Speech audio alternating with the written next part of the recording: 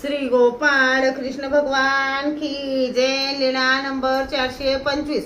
जेवण प्रसंगी दादोसांचा नाथोबांवर राग। एके दिवशी सर्वज्ञांना सकाळचा पूजावसर झाला। मग दादोसाने सर्वज्ञांना उपारासाठी विनंती केली।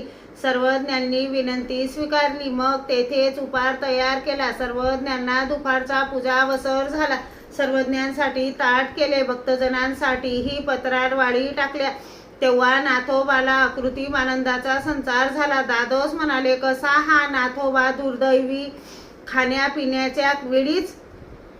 खाण्यापिण्याच्याच वेळीच याला हे असे यायला लागले।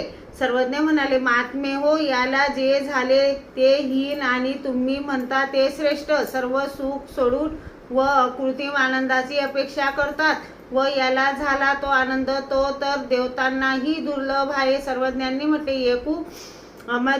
एकू अमेद्य कुमी, एकू विषय कुमी, अवेद्य तुल्य विको तो कोणासी दुर्लभू, ते कुमी तुल्य पुरुषू होती तयासीची की।